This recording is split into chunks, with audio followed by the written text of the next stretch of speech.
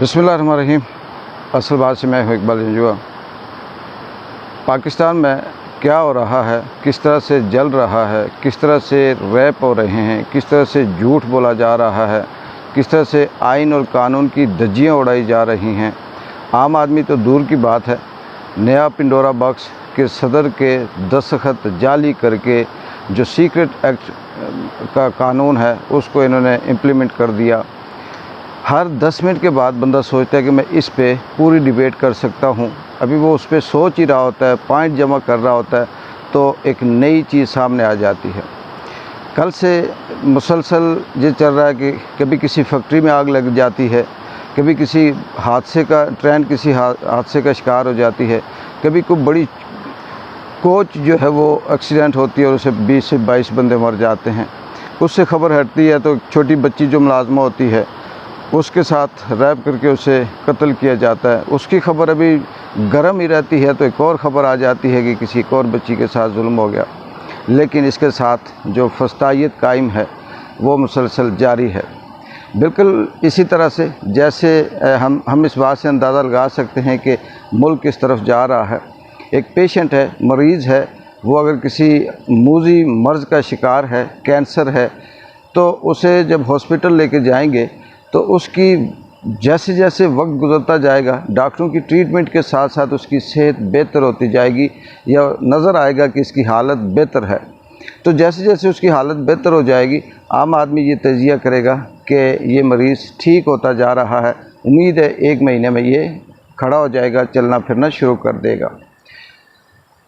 इसी तरह से अगर हम देखें कैंसर ज़्यादा पाकिस्तान को, तो पहले थी फासिस्ट हुकूमत थी, 13-14 जमातों का एक मरबा था,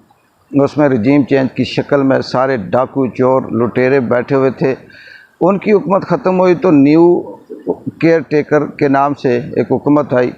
उस पर किसके कहने पे आई, कौन लेके आया, कैसे मैनेज हो रहा है, उसके जो वज़रा हैं वो कहाँ कहाँ से है, वज़ीर आज़म अनवरुल हक काकड़ साहब का ताल्लुक़ किस स्कूल ऑफ थाट से है और वो कौन से कैंप में बैठते हैं, ये सारी चीज़ें जानने के बाद बहुत आसानी से कहा जा सकता है कि वो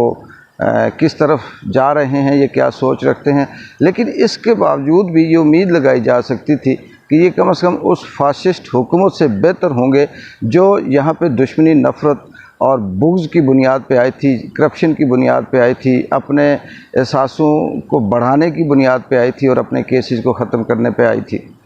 लेकिन जब से काकड़ साहब आए तो मुल्क के अंदर मज़ीद इजाफ़ा होता जा रहा है। कभी किसी फैक्ट्री में आग लगी हुई होती है, कभी किसी के घर को आग लगी हुई होती है, कभी मजहबी फसादात फैलाकर चर्चों को जलाया जाता है और फिर उससे हट के कभी कुदरती तौर पे कोई ट्रेन हादसा होता है, कभी कुछ होता है।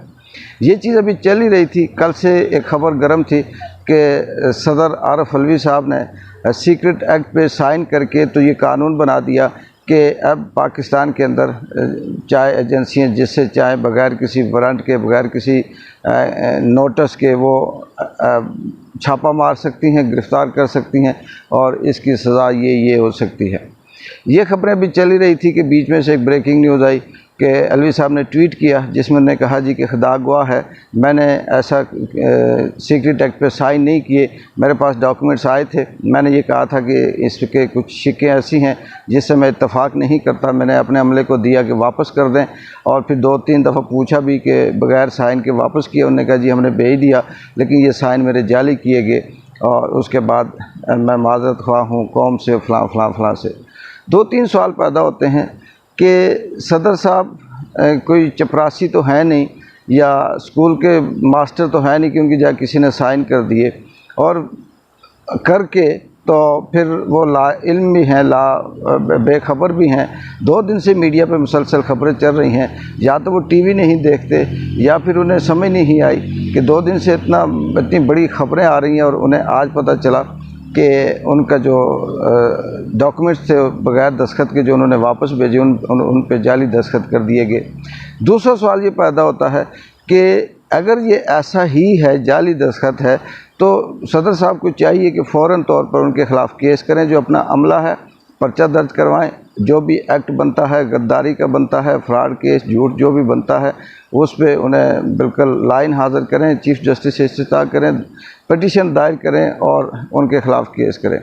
ये सिर्फ ये कह देना ये बिल्कुल ऐसे ही है, मैं ये नहीं कहता, मेरी कतन इससे नहीं है, बिल्कुल ये चीज़ होगी कि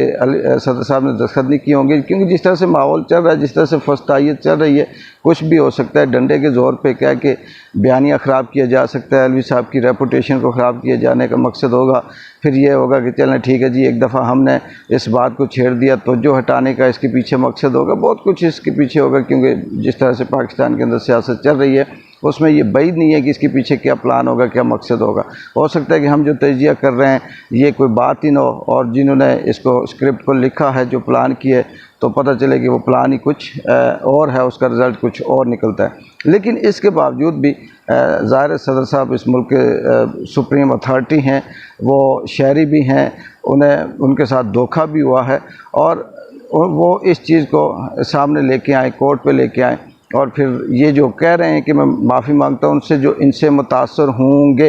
ये जो गे वाला लफ्ज़ उन्होंने इस्तेमाल किया ये गलत है। वो जब एक चीज़ कानून बनी नहीं है, जब एक उन्होंने साइन ही नहीं किया, तो फिर इस कानून से कैसे मुतासर होंगे? फिर तो उन्हें ये कहना चाहिए कि भाई इस कानून के तहत जो 12-14 घंटों के अंदर जो गिरफ़्तारी हुई उनको छोड़ा जाए और उस पर अमल न किया जाए, कि क्योंकि ये भी कानून नहीं बना, ये जस्ट डॉक्यूमेंट्स हैं। लेकिन एक तरफ ये कहने के मुतासर हुए, या तो वो फिर बहुत कमज़ोर हैं, कमज़ोर तो चलो ठीक है नज़र आते हैं, लेकिन उनकी मेरा ख्याल नहीं है कोई ऐसी वीडियो ऑडियो तो नहीं होगी कि जिस पे वो ब्लैकमेल होंगे। ज़्यादा से ज़्यादा कौम की खातिर, हक़ और सच की खातिर कुर्बानियाँ देनी है, तो सदर साहब सामने आ जाएँ और कह दें जी कि बिल्कुल ये कानून नहीं बन सकता और इस पर कोई ऐसा नहीं है, इससे कोई मुतासर नहीं होगा। लेकिन एक तरफ ये कहने कि जो मुतासर होंगे उनसे माफ़ी मांगते, मुतासर तो अगर ये कानून बन गया तो आइंदा लाइफ टाइम लोग मुतासर होते रहेंगे, जिसको चाहे उठा देंगे। और इससे हटके जो शाह महमूद कुरैशी साहब, ये भी देखें बात वही कर रहा था कि मरीज़ ठीक होने के निशानात होते हैं, बजाय मुल्क ठीक होने के और ज़्यादा ख़राब होता है। शाह महमूद कुरैशी ने प्रेस कॉन्फ्रेंस की जिसमें उन्होंने इमरान खान का मौक़िफ़ दोहराया, उस पर डटे रहे, वो चेयरमैन पार्टी के हैं, और इसके अलावा बाकी भी जो PTI का नज़रिया है उस पर उन्होंने बात की, और आधा घंटा नहीं गुजरा तो उसको फिर दोबारा से साइफ़र केस में उठा दिया। साइफ़र केस यहाँ पे एक दफ़ा इल्ज़ाम लगा दो, नाम लगा दो वडेरे की तरह, फिर जब चाहो मज़ेरे को कभी बकरी चोरी के केस में उठा दो, कभी घास खाने के केस में उठा दो, कभी कुत्ते को पत्थर मारने के केस में उठा दो, कभी पानी पीने के केस में उठा दो, कभी उसको पानी तोड़ने के केस में बंद कर दो, कभी फसल ख़राब करने के केस में बंद कर दो। ये वडेरा जो चाहे अपने मज़ेरे के साथ कर सकते हैं। ये यहाँ पे वो वाला कानून चल रहा है कि एक दफ़ा नाम लग गया उसके बाद फिर ठीक है जी, हर दफ़ा एक नए केस में केस का नाम देकर कहा ये जाता है जी कि हमने उठा लिया। लेकिन सवाल ये पैदा होता है कि ये चीज़ें कब तक चलेंगी? ये नंगा मज़ीद होता जाएगा सिस्टम, अभी आइन भी नहीं, कानून भी नहीं, फिर सदर की पर्सनैलिटी तक, शख्सियत तक की झूठ बोले जा रहे हैं, उसके अंदर भी ये इस तरह से हो रहा है। तो ये निज़ाम आखिर कहीं ना कहीं तो टूटेगा, कहीं तो कोई ऐसी चीज़ होगी कि जो ब्लास्ट होगी। मुझे लग ये रहा है कि अल्लाह ताला शायद अवाम का इस फस्तायत से, इस तरह के निज़ाम से, सोच से जान छुड़ाना चाह रहा है और उनसे एक से बढ़ के एक गलती करवाई जा रही है। अगर तो ये जो साइन हैं ये बिल्कुल मैनेज करके किए गए और करवाए गए, और ये कहा गया कि जाली करके इस पर बयानियाँ भी बनाते हैं और फिर डट जाते हैं, जैसे इमरान रियाज को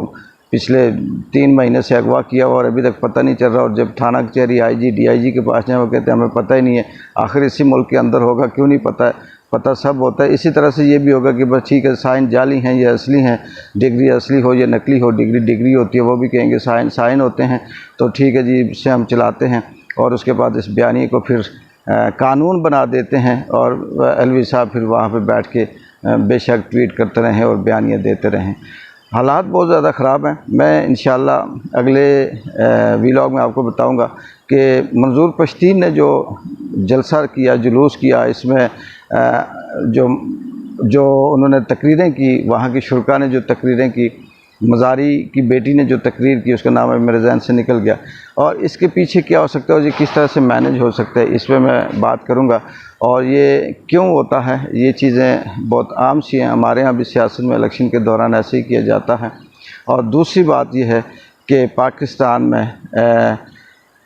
इलेक्शन हों या ना हों, अब ये हमारे किसी उस लेवल की बात नहीं है, हमारे बस की बात नहीं है। हमारा काम से ये है कि जो रियलिटी है, जो बात है, उस पे अपने एक एनालिसिस करना और आप तक बात पहुंचाना कि यहाँ पे ये हो रहा है। लेकिन देखते हैं कि ये जो दस्तखत, जाली दस्तखत का जो मामला है, ये पिंडोरा बॉक्स कब तक खुला रहेगा, इस पर क्या क्या डेवलपमेंट होती है और कौन इस पे आखिर फाइनल क्या होता है, सदर साहब क्या डिसीजन लेते हैं। अगर सदर साहब हक और सच पे हैं तो वो एक बोल्ड डिसीजन लेंगे, और अगर कहीं साजिश है तो फिर अल्लाह ही मालिक है, यहाँ पे सब चलता है। लेकिन बहुत सी ऐसी चीज़ें हैं कि चेहरे के अंदर से जो बाकी थोड़ी बहुत ही चमड़ी रहती थी, वो भी अब खुरच खुरच कर बेनकाब हो रहे हैं और अंदर से भयानक सोच और भयानक चेहरा निकल रहा है। एक बार एंजॉय को अगली एक अपडेट वीडियो तक इजाज़त दें। अल्लाह हाफिज़।